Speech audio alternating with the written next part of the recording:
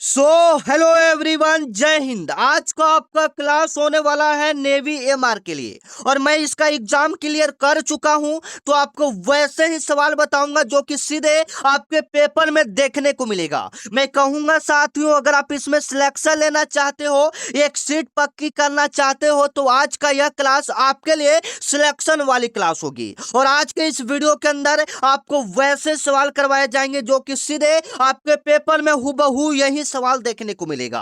तो आज का आपका पहला प्रश्न है साथियों, किस बंदरगाह का नाम बदलकर दीनदयाल बंदरगाह कर दिया गया है? मैं आपको पहले बता दूं, बंदरगाह से लगभग लगभग 2 से 3 प्रश्न हर वर्ष के पेपर में आपको देखने को मिलेगा। मैं आपको पहले बता दूं कि किस बंदरगाह का नाम बदलकर दीनदयाल बंदरगाह कर दिया गया है। बिल्कुल सही करोगे, कांडला बंदरगाह का नाम बदलकर दीनदयाल बंदरगाह कर दिया गया था। कब किया गया था? बिल्कुल सही करोगे, 2017 में किया गया था। कांडला बंदरगाह का नाम बदलकर दीनदयाल बंदरगाह कब किया गया था? तो 2017 ईस्वी में किया गया था। और ये भी पूछता है कि भारत में कुल कितने बड़े बंदरगाह हैं? तो भारत में कुल 13 बड़े बंदरगाह हैं और 200 छोटे बंदरगाह हैं। आप याद रखिएगा, जो कि आपके पेपर में बनेगा। ये तो इतना जरूरी नहीं है, लेकिन अभी जो आपको बताऊंगा वो आपके पेपर के लिए बहुत जरूरी है, जहां से 1 से 2 नंबर आपका यही प्रश्न बढ़ाएगा। सबसे पहले कौन सा बंदरगाह कहां होता है, ये आपको क्लियर होना चाहिए। जो जो इंपॉर्टेंट है मैं आपको करवा देता हूं। जैसे में कांडला बंदरगाह कहां है? कांडला बंदरगाह कोई बच्चे बता सकते हैं? बिल्कुल गुजरात में। कांडला बंदरगाह किस राज्य में है? गुजरात के कच्छ जिला में स्थित है। आप याद रखिएगा। और इसी बंदरगाह का नाम बदलकर दीनदयाल बंदरगाह कर दिया गया। आप याद रखोगे, ठीक है। और भारत का सबसे बड़ा बंदरगाह कौन सा है? मुंबई बंदरगाह है। सबसे बड़ा कंटेनर वाला बंदरगाह कौन सा? मुंबई बंदरगाह है। इसका नाम है पंडित जवाहरलाल नेहरू बंदरगाह। आप याद रखोगे। और कोलकाता बंदरगाह कहाँ है? तो आप याद रखोगे, कोलकाता पश्चिम बंगाल में है। कोलकाता बंदरगाह कहाँ में है? पश्चिम बंगाल में है। और ये पूछा जाता है कि कोलकाता बंदरगाह किस नदी के तट पर है? कोई बच्चे बता सकते हैं कोलकाता बंदरगाह किस नदी के तट पर है?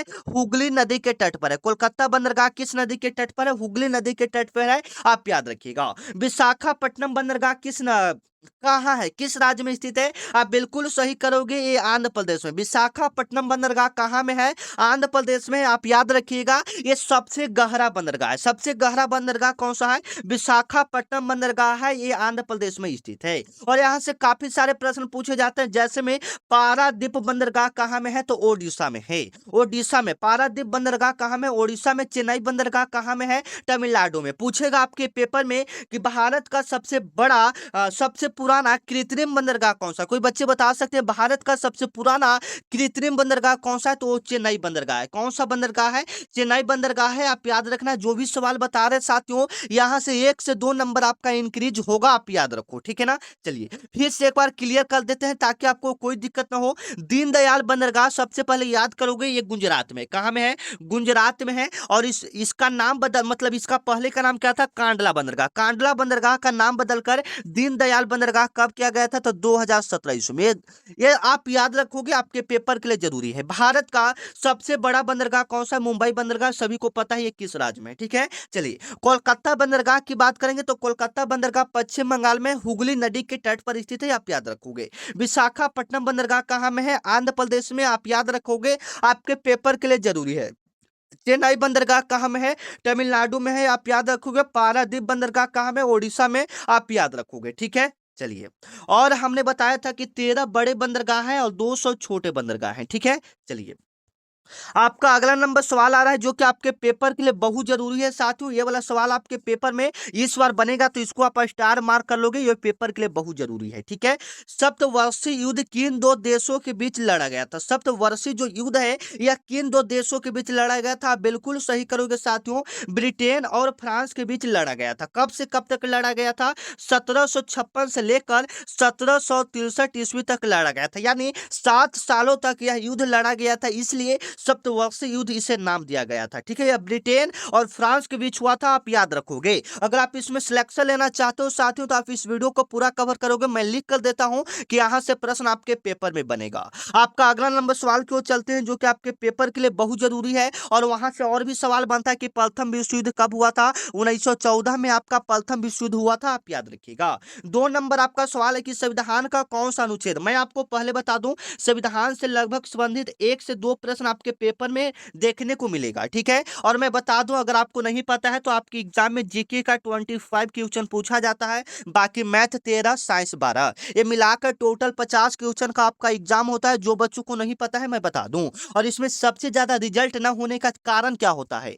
Negative marking. देखिए, क्वेश्चन कुछ रहता है सिंपल लेवल का रहता है, ठीक है ना, लेकिन इसमें ज्यादातर जो गलती करता है नेगेटिव मार्किंग के कारण अधिकतर बच्चों का इसमें रिजल्ट नहीं हो पाता है। तो ये आपको सबसे पहले कवर करना है, ठीक है। मैं अभी आपको बताऊंगा क्या आपको आइडिया अपनाना है। संविधान का कौन सा अनुच्छेद समान नागरिक संहिता से संबंधित है? अनुच्छेद 44। ये समान नागरिक संहिता से कौन सा अनुच्छेद संबंधित है? अनुच्छेद 44। मतलब सभी व्यक्ति को समान अधिकार देना है, अनुच्छेद 44 में आपका बताया गया है। और यहाँ पर पूछेगा कि भारत में यूसीसी लागू करने वाला पहला राज्य कौन था? भारत में इसी से संबंधित प्रश्न है, समान नागरिक संहिता से ही संबंधित प्रश्न है, इसलिए मैं आपको करवा रहा हूं, आपके पेपर में बनेगा। समान नागरिक संहिता को शॉर्ट में यूसीसी बोलते हैं, आप ये याद रखोगे। यूसीसी लागू करने वाला पहला राज्य कौन था? गोवा था। यूसीसी लागू करने वाला पहला राज्य कौन था? गोवा था, आप याद रखोगे, ठीक है। आपके पेपर में बनेगा। और आपके पेपर में बनता है कि अनुच्छेद 370 जो है यह किस राज्य से संबंधित है? क्योंकि ये नेवी एमआर से थोड़ा सा संबंधित प्रश्न है, तो आप इसको कवर करोगे। अनुच्छेद 370 किससे संबंधित है? तो ये जम्मू कश्मीर राज्य से संबंधित है। नहीं, नरेंद्र मोदी ने धारा 370 किया था, तो वो आपका अनुच्छेद 370 किससे संबंधित है? जम्मू कश्मीर राज्य से संबंधित है, आप याद रखोगे। यहाँ से काफी संबंधित प्रश्न बनता है, जैसे में अनुच्छेद 1 का संबंध किससे था? अनुच्छेद 1 का संबंध है भारत राज्यों का संघ है, भारत राज्यों का संघ है, आप याद रखोगे। अनुच्छेद 1 का संबंध किससे साथियों? भारत राज्यों का संघ है, आप याद रखना, आपके पेपर के लिए बहुत जरूरी है, ठीक है ना। चलिए, और पूछेगा कि आपके संविधान में टोटल कितने अनुच्छेद हैं? तो 395 अनुच्छेद है। इसको बनाने में जो समय लगा था 2 साल 11 माह 18 दिन का समय लगा था, आप याद रखोगे। इसका पहला बैठक 9 दिसंबर 1946 ईस्वी को हुआ था, जो कि आपके पेपर में बनेगा साथियों, तो आप इसको अच्छे से कवर करोगे, आप याद करोगे। आपका अगला नंबर सवाल है जो कि आपके लिए काफी जरूरी है। ब्लैक पैगोडा, ब्लैक पैगोडा के नाम से किस मंदिर को जाना जाता है? यह भी जरूरी है, क्योंकि मंदिर से भी आपके एग्जाम में कभी कभी प्रश्न बना देता है साथियों, 1-2, ठीक है। तो ब्लैक पैगोडा के नाम से किस मंदिर को जानते हैं? तो सूर्य मंदिर कोणार्क को जानते हैं। सूर्य मंदिर किसको जानते हैं? कोणार्क को जानते हैं। और एक किस राज्य में स्थित है? कोई बच्चे बता सकते हैं कोणार्क सूर्य मंदिर एक किस राज्य में है? ये आपका ओडिशा में। ये किस राज्य में है? ओडिशा में, आप याद रखिएगा, आपके पेपर के लिए बहुत जरूरी है। और इसका निर्माण किसने करवाया था? तो राजा नरसिंह देव प्रथम ने करवाया था। इसका निर्माण किसने करवाया था? नरसिंह देव प्रथम ने करवाया था, ठीक है। नरसिंह देव प्रथम ने करवाया था, आप याद रखिएगा, आपके पेपर के लिए बहुत जरूरी है। ब्लैक पैगोडा के नाम से किस मंदिर को जाना जाता है? तो सूर्य मंदिर कोणार्क को जानता है, ओडिशा में स्थित है। इसका निर्माण नरसिंह देव प्रथम ने करवाया था, आप याद रखेंगे साथियों, आपके पेपर में सवाल बनेगा। चलिए, आपका अगला नंबर सवाल है साथियों, आप लोग भी स्कोर बताते जाइए, कमेंट में जवाब देते जाइएगा, ठीक है। सारे पूछे जाने वाले सवाल हैं, ठीक है ना। हम आपको वही सवाल करवाएंगे जो आपको नेवी एएमआर की एग्जाम क्वालिफाई करवाए, ठीक है ना। तो चलिए, सबसे पहले तो इसमें हम जीके के 25 क्वेश्चन को करेंगे, फिर साइंस के 15 क्वेश्चन को, फिर मैथ का भी प्रश्न करेंगे। तो इसमें टारगेट लेकर चलिए कि 25 प्रश्न में से 20 प्लस प्रश्न अगर आप सही करते हो तो आपका ज्यादा स्कोर होगा साथियों, ठीक है। मॉक टेस्ट के रूप में यह क्लास देते चलिएगा, जवाब देते चलिएगा कमेंट में, ठीक है। दक्षिण भारत, साउथ इंडिया का सबसे ऊंची चोटी कौन सा है? बिल्कुल जवाब आपका आना चाहिए। दक्षिण भारत का सबसे ऊंची चोटी, पहले आपका जवाब आएगा, उसके बाद हम देंगे, तो उससे मिलाइएगा कि आपका सही हो रहा है या गलती हो रहा है। मन में बोलिए या कमेंट में बताइए दक्षिण भारत की सबसे ऊंची चोटी कौन सा हो जाएगा। अनाई मुड्डी हो जाता है, आप याद रखिएगा। दक्षिण भारत की सबसे ऊंची चोटी का नाम क्या है? अनाई मुड्डी है, जो कि आपके पेपर में बनेगा।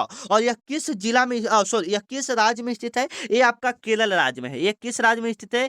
केरल राज्य में, याद रखिएगा। दक्षिण भारत की सबसे ऊंची चोटी का नाम है अनाई मुड्डी, यह केरल राज्य में स्थित है। अगर इसका ऊंचाई पूछ दे तो आप ऊंचाई भी याद रखिएगा, 2695 मीटर इसका ऊंचाई है साथियों, जो कि आपके पेपर में आने वाला सवाल है, ठीक है। इसको स्टार मार्क कर लीजिएगा, क्योंकि अब पिछले बार भी आपके पेपर में देखने को मिला था, ठीक है। दक्षिण भारत की सबसे ऊंची चोटी कौन सा? अनाई मुड्डी है, 2695, ठीक है। चलिए, सिलेक्शन तो हम लेकर रहेंगे साथियों, चाहे जैसे भी हो, ठीक है। इतना मेहनत आपको करना है, ठीक है। चलिए, क्योंकि हम सिलेक्शन लिए हैं तो वो भी स्ट्रेटजी आपको बताएंगे किस प्रकार से आपको प्रश्न सही करना है, ठीक है ना। देखिए, जो प्रश्न आपको नहीं आए उसको आपको नहीं टिक करना है, वो आपको हम लास्ट में बताएंगे, वो अभी अलग बात है, ठीक है। चलिए, इम्फाल की किसकी राजधानी, क्योंकि ये राज्य राजधानी से भी आपके पेपर में सवाल बनता है साथियों, इसका जवाब आना चाहिए। इम्फाल किसकी राजधानी है? 5 नंबर का जवाब फटाफट आप लोग कमेंट में लिखिए तो, इम्फाल किसकी राजधानी है? इम्फाल आपका मणिपुर का राजधानी हो जाएगा, बी ऑप्शन आपका क्या हो जाएगा, बिल्कुल राइट हो जाएगा। इम्फाल किसकी राजधानी है? मणिपुर का राजधानी है, आप याद रखिएगा।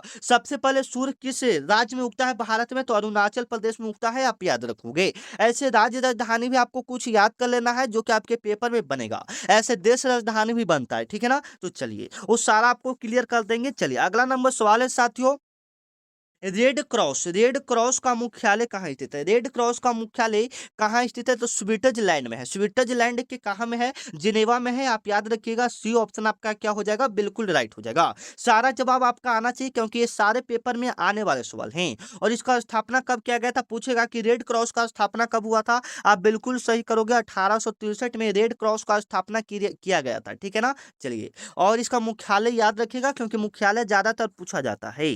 आपका अगला नंबर सवाल है साथियों, भारतीय राष्ट्रीय कांग्रेस। भारतीय राष्ट्रीय कांग्रेस के प्रथम मुस्लिम अध्यक्ष कौन थे? बिल्कुल आप लोग सही करोगे, प्रथम मुस्लिम अध्यक्ष बरूद्दीन तैयबी था। कौन था? बरूद्दीन तैयबी था, आप याद रखिएगा, ठीक है ना। और मैं आपको यहाँ से सारे सवाल करवाता हूँ कि भारतीय राष्ट्रीय कांग्रेस का स्थापना कब हुआ था? 1885 ईस्वी में भारतीय राष्ट्रीय कांग्रेस का स्थापना हुआ था। किसके द्वारा किया गया था? तो ए ओ हयूम द्वारा किया गया था। या किसके द्वारा किया गया था? ए ओ हयूम के द्वारा किया गया था, आप याद रखना, आपके पेपर के लिए बहुत जरूरी है। भारतीय राष्ट्रीय कांग्रेस का स्थापना कब हुआ था? 1885 में। किसके द्वारा किया गया था? ए ओ हयूम के द्वारा किया गया था, आप याद रखेंगे, ठीक है। ये सारे आपके पेपर में आने वाला है। और इसका स्थापना कहाँ किया गया था? तो मुंबई में किया गया था, आप याद रखना। चलिए, आपका अगला नंबर सवाल है साथियों, किस महासागर को अंध महासागर डार्क ओशियन के नाम से भी जाना जाता है? विश्व महासागर को किस महासागर को अंध महासागर के नाम से जाना जाता है? आप बिल्कुल सही करोगे साथियों, अटलांटिक महासागर को। बी ऑप्शन आपका क्या हो जाएगा, बिल्कुल राइट हो जाएगा, जो आपके पेपर में बनेगा। किस महासागर को अंध महासागर के नाम से जाना जाता है? तो अटलांटिक महासागर को अंध महासागर के नाम से जाना जाता है, आप याद रखिएगा, आपके पेपर के लिए बहुत जरूरी सवाल है, ठीक है। चलिए, आपका अगला नंबर सवाल है साथियों, 9 नंबर सवाल देखिएगा, गीत गोविंद के रचयिता कौन है? गीत गोविंद के रचयिता कौन है? आपका जवाब आना चाहिए। लास्ट में हम आपसे स्कोर पूछेंगे, आपने कितने प्रश्न को सही किया। गीत गोविंद के जो रचयिता हैं वो जयदेव हैं, ऐसा भी सवाल आपके पेपर में देखने को मिलता है, ठीक है ना, याद रखिएगा। आपका अगला नंबर सवाल है साथियों, देखिएगा, नेवी एमआर के लिए मोस्ट इंपोर्टेंट क्वेश्चन है, ओजोन परत वायुमंडल के किस परत में पाई जाती है? ओजोन परत है जो वायुमंडल के किस परत में पाई जाती है? समताप मंडल में पाई जाती है, ठीक है। और यह आज आपका प्रैक्टिस सेट 1 होने वाला है, ठीक है ना। यह हम आपको एग्जाम तक है जो जाना, आपको ऐसा क्लास करवाएंगे जो कि आपके पेपर में आएगा। यह जो चैनल है आपके बड़े भैया के समान है, जो आपके पीछे खड़ा रहेगा साथियों, और आपको सपोर्ट करेगा, आपको ऐसा प्रश्न बताएगा जो कि आपके पेपर में आएगा। तो चैनल को आप लोग फटाफट सब्सक्राइब कर लीजिएगा क्योंकि इस पर डेली आपको ऐसा क्लास करवाया जाएगा जो कि आपको नेवी एमआर को क्वालिफाई कर देगा। तो चैनल को आप लोग सब्सक्राइब कर लीजिए क्योंकि एग्जाम तक हम आपको डेली सुबह सुबह आपका 8 बजे क्लास होता है। चैनल को सब्सक्राइब कर लीजिएगा ताकि सबसे पहले आपको पता चले, ठीक है ना। चलिए, ये आपका क्लियर हो गया। और यहाँ से काफी सारे प्रश्न पूछे जाते हैं, ठीक है ना। समताप मंडल में आपका होता है ओजोन परत, वायुमंडल के किस परत में पाया जाता है? समताप मंडल में पाया जाता है, आप याद रखिएगा। आपका अगला नंबर सवाल है कि भारत में श्वेत क्रांति व्हाइट रेवोल्यूशन का जनक किसे कहा जाता है? भारत में श्वेत क्रांति का जनक किन्हें कहा जाता है साथियों? आप बिल्कुल सही करोगे, किसे कहा जाता है? डॉक्टर एम एस स्वामीनाथन को भारत में श्वेत क्रांति का जनक कहा जाता है, आप याद रखिएगा। सॉरी, यहाँ पर थोड़ा सा मिस्टेक हो रहा है, श्वेत क्रांति का जनक नहीं, ये हरित क्रांति के जनक है। डॉक्टर एम एस स्वामीनाथन किसका जनक है? हरित क्रांति का जनक है, आप याद रखोगे। और श्वेत क्रांति का जनक कौन है? वर्गीज कुरियन है, ठीक है ना। हरित क्रांति का जनक डॉक्टर एम एस स्वामीनाथन, श्वेत क्रांति का जनक वर्गीज कुरियन है, आप याद रखिएगा। इन्हें मिल्क मैन ऑफ इंडिया भी कहा जाता है, ठीक है, आप याद रखिएगा। और इन्हीं के कारण ऑपरेशन फ्लड हुआ था, ठीक है, याद रखिएगा। यह दूध से संबंधित है। और श्वेत क्रांति किससे संबंधित है? दूध से। हरित क्रांति किससे संबंधित है? कृषि से, आप याद रखिएगा। नीली क्रांति किससे है? मत्स्य पालन से, आप याद रखना, आपके पेपर में सवाल बनेगा। चलिए, आपका अगला नंबर सवाल है कि ब्लू फाइटिंग किस देश का राष्ट्रीय खेल है? ब्लू फाइटिंग किस देश का राष्ट्रीय खेल है? आपके पेपर में बनेगा। यह आपका स्पेन का हो जाएगा। ये ऑप्शन आपका क्या हो जाएगा? बिल्कुल राइट हो जाएगा। राष्ट्रीय खेल से भी संबंधित आपके पेपर में प्रश्न बनते हैं, ठीक है। तो आप याद कर लोगे साथियों क्योंकि ये सारे आने वाले सवाल हैं। जैसे में आपके पेपर में बनेगा हॉकी में कितने खिलाड़ी होते हैं? 11 खिलाड़ी। फुटबॉल में कितने खिलाड़ी? 11 खिलाड़ी। आप याद रखिएगा, ठीक है? आपके पेपर के लिए बहुत ज़रूरी है। खेल दिवस कब मनाया जाता है? 29 अगस्त को आपका खेल दिवस मनाया जाता है, आप याद रखिएगा। चलिए, आपका अगला नंबर सवाल की ओर चलते हैं। सार्क का सचिवालय कहाँ है? सार्क का सचिवालय कहाँ है? सार्क का मुख्यालय पूछेगा, आप याद रखोगे सार्क का मुख्यालय आपका काठमांडू में होता है। नेपाल की राजधानी काठमांडू में होता है, लेकिन इसका सचिवालय पूछ रहा है तो इसका सचिवालय भी वहीं पर होगा, काठमांडू में। इसका स्थापना की बात करेगा तो इसका स्थापना आप याद रखोगे 8 दिसंबर 1985 ईस्वी को हुआ था। इसका स्थापना कब हुआ था? सार्क का स्थापना कब हुआ था? 8 दिसंबर 1985 ईस्वी को हुआ था, आप याद रखिएगा। ठीक है, चलिए। और अभी तक आप लोग चैनल को सब्सक्राइब नहीं किए साथियों, चैनल को सब्सक्राइब कर लीजिएगा और डिस्क्रिप्शन में लिंक है, ठीक है? डिस्क्रिप्शन में लिंक है टेलीग्राम का, वहां से जाकर ज्वाइन कर लीजिए। जो भी क्लास होगा, क्लास का पीडीएफ सबसे पहले, जो भी वैकेंसी आएगी, सारा चीज आपको ग्रुप में पहले बता दिया जाता है, तो टेलीग्राम ग्रुप को ज्वाइन कर लेंगे, ठीक है? अगला नंबर सवाल है कि भारत का सबसे बड़ा बॉक्साइड उत्पादक राज्य कौन सा है? भारत का सबसे बड़ा बॉक्साइड उत्पादक राज्य कौन सा है साथियों? आप बिल्कुल सही करोगे साथियों, ओडिशा। कौन सा हो जाएगा? ओडिशा। बी ऑप्शन आपका क्या हो जाएगा? बिल्कुल राइट हो जाएगा, जो कि आपके पेपर में बनेगा। भारत का सबसे बड़ा बॉक्साइड उत्पादक राज्य कौन सा है साथियों? ओडिशा, आप याद रखिएगा। सबसे ज्यादा कोयला कहाँ होता है? झारखंड में। सबसे ज्यादा लोहा या सोना कहाँ होता है? कर्नाटक में। कर्नाटक में, आप याद रखोगे, ठीक है ना? और कर्नाटक में एक जगह का नाम है केजीएफ, जहां पर सबसे ज्यादा सोना होता है। वो जो मूवी बनाया गया था, इसी के नाम पर बनाया गया था, आप याद रखोगे। चलिए, आपका अगला नंबर सवाल है साथियों, पंचतंत्र के लेखक कौन है? आपका जवाब कमेंट में आना चाहिए। पंचतंत्र के लेखक कौन है? एक बच्चे का रहा सर, विष्णु शर्मा होगा, बिल्कुल सही है। ए ऑप्शन आपका क्या हो जाएगा? बिल्कुल राइट हो जाएगा, ठीक है? हम लोग थोड़ा फास्ट करेंगे क्योंकि हमको साइंस के भी प्रश्न को देखना है, तो जल्दी जल्दी आप लोग भी जवाब देने का कोशिश कीजिएगा, ठीक है? चलिए, नोबेल पुरस्कार पाने वाले, जीतने वाले पहले प्रथम भारतीय कौन थे? मतलब नोबेल पुरस्कार सबसे पहले पाने वाले भारतीय व्यक्ति कौन थे? तो वो रविंद्रनाथ टैगोर थे, जो कि हमारे नेशनल एंथम जनगण मन के रचयिता हैं। जनगण मन के रचयिता कौन है? रविन्द्रनाथ टैगोर, आप याद रखिएगा। इनको कब मिला था? तो 1913 में मिला था, आप याद रखिएगा। किस लिए मिला था? तो इनका एक रचना था गीतांजलि, इनका एक साहित्य था गीतांजलि, उन्हीं के लिए इनको नोबेल पुरस्कार दिया गया था, आप याद रखिएगा। और महिला में पूछेगा तो मदर टेरेसा को सबसे पहले नोबेल पुरस्कार मिला था। नोबेल पुरस्कार जीतने वाली प्रथम भारतीय महिला कौन थी? तो मदर टेरेसा थी। इनको 1979 ईस्वी में मिला था, आप याद रखिएगा, ठीक है? आपके पेपर में बनेगा। सीवी रमन को भी नोबेल पुरस्कार मिला था, आप याद रखिएगा। आपका 17 नंबर सवाल है साथियों, अंतर्राष्ट्रीय न्यायालय आईसीजी में न्यायाधीश में संख्या कितनी होती है? अंतर्राष्ट्रीय न्यायालय आईसीजे में न्यायाधीशों की संख्या कितना होता है साथियों? साथियों, आप बिल्कुल सही करोगे, 15 होता है। कितना होता है? 15। सी ऑप्शन आपका क्या हो जाएगा? बिल्कुल राइट हो जाएगा। और इसका जो न्यायाधीश होता है, इसका कार्यकाल 9 वर्षों का होता है, आप याद रखिएगा। इसका मुख्यालय आपका नीदरलैंड में हो जाएगा, आप याद रखिएगा। अंतर्राष्ट्रीय न्यायालय आईसीजे का मुख्यालय कहाँ है? नीदरलैंड में, आप याद रखिएगा। चलिए, आपका अगला नंबर सवाल है, हस्तचरित्र किसके द्वारा लिखा गया? ऐसा सवाल बहुत आ रहा है प्रैक्टिस सेट में साथियों, तो आप ऐसे सवालों पर बहुत अच्छे से नजर डालोगे, ठीक है? हस्तचरित्र किनकी रचना है? वान भट्ट की रचना है। बी ऑप्शन आपका क्या हो जाएगा? बिल्कुल राइट हो जाएगा, जो कि आपके पेपर में सवाल बनेगा। आपका अगला नंबर सवाल है साथियों, विश्व का सबसे गहरा गल्त मरियाना ट्रेंच किस महासागर में स्थित है? आप बिल्कुल सही करोगे। विश्व का सबसे गहरा मरियाना ट्रेंच जो है किस महासागर में स्थित है? तो ये आपका प्रशांत महासागर में है। और भारत का सबसे बड़ा महासागर प्रशांत महासागर है, जिसका टोटल क्षेत्रफल 16 करोड़ 53 लाख वर्ग किलोमीटर है, आप याद रखिएगा। चलिए, 20 नंबर आपका सवाल है कि डुरंड कप जो है वह किस खेल से संबंधित है? आप बिल्कुल सही करोगे, यह फुटबॉल से संबंधित है। डुरंड कप किससे संबंधित है साथियों? फुटबॉल से संबंधित है, आप याद रखिएगा। आपके पेपर के लिए बहुत जरूरी सवाल है। आपका अगला नंबर सवाल को देखते हैं साथियों, गांधी इरविन समझौता। गांधी इरविन समझौता किस वर्ष हुआ था साथियों? बताइएगा, गांधी इरविन समझौता किस वर्ष हुआ था? 5 मार्च 1931 ईस्वी को गांधी इरविन समझौता हुआ था, आप याद रखिएगा। गांधी इरविन समझौता कब हुआ था? 5 मार्च 1931 ईस्वी को गांधी इरविन समझौता हुआ था, आप याद रखिएगा। महात्मा गांधी जी और लॉर्ड इरविन के बीच यह समझौता हुआ था, आप याद रखिएगा। आपके पेपर के लिए बहुत जरूरी है। आपका अगला नंबर सवाल को चलते हैं, राज्यसभा का पदेन सभापति कौन होता है? आप क्या सही करोगे? राज्यसभा का पदेन सभापति कौन होता है? उपराष्ट्रपति होता है, याद रखिएगा। वाइस प्रेसिडेंट, सी ऑप्शन आपका क्या हो जाएगा? बिल्कुल राइट हो जाएगा, जो कि आपके पेपर के लिए बहुत जरूरी है। आपका अगला नंबर सवाल है साथियों, देखिएगा, यक्षगान।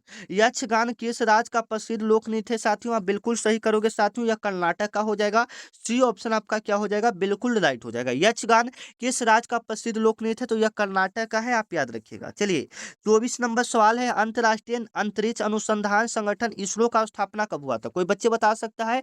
इसरो का स्थापना 15 अगस्त 1969 ईस्वी को हुआ था, आप याद रखिएगा, ठीक है। और इसका मुख्यालय आपका कहाँ में हो जाएगा? बेंगलुरु में। इसका जनक किन्हें कहा जाता है? कोई बच्चे बता सकता है? इसका जनक, इसरो का जनक किन्हें कहा जाता है? कोई बच्चे बताइए कमेंट में, इसरो का जनक किन्हें कहा जाता है। चलिए, आपका अगला नंबर सवाल है कि योजना आयोग, नीति आयोग का स्थापना किस वर्ष हुआ था? आपके पेपर में बनेगा योजना आयोग, फिलहाल में इसका नाम नीति आयोग है, तो इसका स्थापना, योजना आयोग का स्थापना पूछ रहा है। तो योजना आयोग का स्थापना 1950 में हुआ था, आप याद रखिएगा। बी ऑप्शन आपका क्या हो जाएगा? बिल्कुल राइट हो जाएगा। और योजना आयोग का नीति आयोग नाम बदलकर कब किया गया था? तो 1 जनवरी 2015 ईस्वी को किया गया था, आप याद रखिएगा। यहाँ पर हमने साइंस जीके का 25 क्वेश्चन को यहाँ पर क्लियर किया साथियों। तो आप कमेंट में बताइएगा 25 में से कितना प्रश्न यहाँ पर आपका सही हुआ। चलिए, अब हम लोग चलते हैं यहाँ पर समान विज्ञान की ओर, साइंस की ओर चलते हैं, जो कि आपके पेपर के लिए बहुत जरूरी है। चलिए, आपका अगला नंबर सवाल है, जवाब आपको आना चाहिए कमेंट में कि रॉकेट किस सिद्धांत पर कार्य करता है?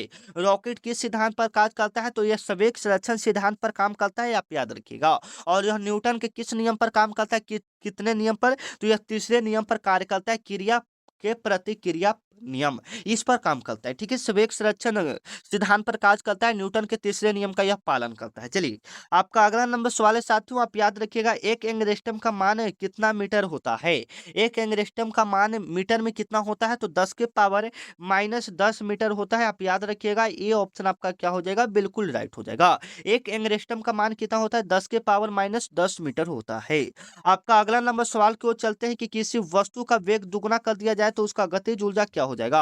आप याद रखोगे, आपको डायरेक्ट हम सूत्र बता दे रहे हैं कि अगर वेग दुगुना किया जाएगा तो गतिज ऊर्जा ऊर्जा जो होता है वो और भी दुगना हो जाता है, मतलब स्क्वायर याद रखोगे, क्या हो जाता है? स्क्वायर। तो 2 का स्क्वायर कितना हो जाएगा? 4 गुना हो जाएगा, ठीक है। आप याद रखोगे, आपके पेपर के लिए बहुत जरूरी है। यदि किसी वस्तु का वेग दोगुना कर दिया जाए तो उसका गतिज ऊर्जा कितना हो जाएगा? 4 गुना हो जाएगा, ठीक है। चलिए, आपका अगला नंबर सवाल है साथियों, जो आपको कई बार बता चुके हैं कि शुष्क बर्फ ड्राई आइस किसका ठोस रूप है? ठोस कार्बन डाइऑक्साइड का। अगर आप अभी तक चैनल को सब्सक्राइब नहीं किए साथियों, चैनल को सब्सक्राइब कर दीजिए। एक प्यारा सा कमेंट बताइए कैसा आपको क्लास लग रहा है, ठीक है। चलिए, तो शुष्क बर्फ क्या होता है? ठोस कार्बन डाइऑक्साइड होता है। चलिए, ध्वनि की चाल सबसे अधिक किसमें होती है? मैं आपको कई बार बता चुका हूं कि जो आवाज है, साउंड है, वो सबसे ज्यादा किसमें होता है? स्टील में होता है, आप याद रखिएगा। सी ऑप्शन आपका क्या हो जाएगा? बिल्कुल राइट हो जाएगा, जो कि आपके पेपर के लिए बहुत जरूरी है। आपका अगला नंबर सवाल है साथियों, कैल्सीफेरॉल। कैल्सीफेरॉल किस विटामिन का रासायनिक नाम है? बहुत ही जरूरी सवाल है, आप इसको याद करोगे। ये विटामिन डी का नाम है। विटामिन डी का रासायनिक नाम क्या है? कैल्सीफेरॉल है, आप याद रखिएगा। और विटामिन सी का रासायनिक नाम एस्कॉर्बिक अम्ल है, आप याद रखिएगा। एस्कॉर्बिक एसिड है, आप याद रखिएगा। विटामिन ए का रासायनिक नाम रेटिनॉल, ठीक है, याद रखिएगा। चलिए, आपका अगला नंबर सवाल है साथियों, पास्कल किसकी इकाई होता है? तो ये दाब का होता है, आप याद रखिएगा। बी ऑप्शन आपका क्या हो जाएगा? बिल्कुल राइट हो जाएगा, जो कि आपके पेपर में सवाल बनेगा साथियों। पास्कल किसका एसआई मात्रक है? तो दाब का है, आप याद रखिएगा। चलिए, आपका अगला नंबर सवाल है कि भारी जल हैवी वाटर का रासायनिक सूत्र क्या होता है साथियों? भारी जल का रासायनिक सूत्र क्या होता है? आप बिल्कुल सही करोगे, D2O होता है। क्या होता है? D2O होता है, जिसे ड्यूटेरियम ऑक्साइड भी बोला जाता है, ठीक है, जो कि आपके पेपर के लिए बहुत जरूरी है। आपका अगला नंबर सवाल को चलते हैं, मनुष्य के शरीर में इंसुलिन का निर्माण कहाँ होता है? मनुष्य का जो शरीर है उसमें इंसुलिन का निर्माण कहाँ होता है? तो अग्नाशय में होता है, पैनक्रीज में होता है। बी ऑप्शन आप क्या करोगे? याद रखोगे, जो कि आपके पेपर के लिए बहुत जरूरी है। मनुष्य के शरीर में इंसुलिन का निर्माण कहाँ होता है? अग्नाशय में होता है। चलिए, आपका अगला नंबर सवाल है साथियों, प्रकाश वर्ष किसका मात्रक होता है? प्रकाश वर्ष किसका मात्रक होता है? आप बिल्कुल सही करोगे साथियों, दूरी का होता है। बी ऑप्शन क्या हो जाएगा? बिल्कुल राइट हो जाएगा। प्रकाश वर्ष किसका मात्रक होता है? दूरी का होता है। प्रकाश वर्ष से किसका मात्रक होता है? दूरी का। आपका अगला नंबर सवाल है साथियों, प्राथमिक रंग के अंतर्गत कौन कौन सा आता है? प्राथमिक मतलब रंग, मतलब जो रेनबो में होता है टोटल 7 कलर होता है, तो उसी में प्राथमिक रंग कौन कौन होता है, तो RGB आता है। RGB मतलब रेड, यानी लाल हरा नीला। लाल हरा नीला कहाँ पर है, यहाँ पर है, लाल हरा नीला। इसको शॉर्ट में RGB भी बोलते हैं, आप याद रखिएगा, ठीक है, लाल हरा नीला। चलिए, आपका अगला नंबर सवाल है कि लॉफ्टिंग गैस का रासायनिक नाम क्या होता है, तो नाइट्रस ऑक्साइड, शॉर्ट में N2O। तो नाइट्रस ऑक्साइड कहाँ पर है, ए ऑप्शन पर है, तो ए ऑप्शन आपका क्या हो जाएगा, बिल्कुल राइट हो जाएगा, जो कि आपके पेपर में बनेगा। आपका अगला नंबर सवाल है प्रतिरोध का मात्रक क्या है। प्रतिरोध का मात्रक क्या है साथियों, ओम है, आप याद रखिएगा, ओम। ठीक है, बी ऑप्शन आपका क्या हो जाएगा, बिल्कुल राइट हो जाएगा। बाकी आपको सबको पता होना चाहिए विद्युत धारा कैसे है, एम्पियर वोल्ट, वोल्ट मीटर का क्या होता है, वोल्ट होता है। ये सब आप याद रखोगे, ठीक है। चलिए, शुद्ध जल का पीएच मान कितना होता है, बता सकते हैं, शुद्ध जल का पीएच मान कितना होता है, 7 होता है, 7 होता है, आप याद रखिएगा। खून का पीएच मान 7.4 होता है, आप याद रखिएगा। चलिए, आपका अगला नंबर सवाल है साथियों, किस धातु को रणनीतिक धातु भी कहा जाता है। किस धातु को रणनीतिक धातु भी कहा जाता है, आप याद रखिएगा, टाइटेनियम धातु को रणनीतिक धातु भी कहा जाता है। सी ऑप्शन आपका क्या हो जाएगा, बिल्कुल राइट हो जाएगा। किस धातु को रणनीतिक धातु भी कहा जाता है, तो टाइटेनियम को रणनीतिक धातु भी कहा जाता है, आप याद रखिएगा। इसका उपयोग कहाँ पर किया जाता है, तो इसका उपयोग जो किया जाता है जहाज बनाने में, अंतरिक्ष यान बनाने में, क्योंकि ये जो होता है हल्का होता है, ठीक है। चलिए, मिलते हैं नेक्स्ट वीडियो में, तब तक के लिए जय हिंद, वंदे मातरम। आपको क्लास कैसा लगा एक बार कमेंट करके जरूर बताइएगा।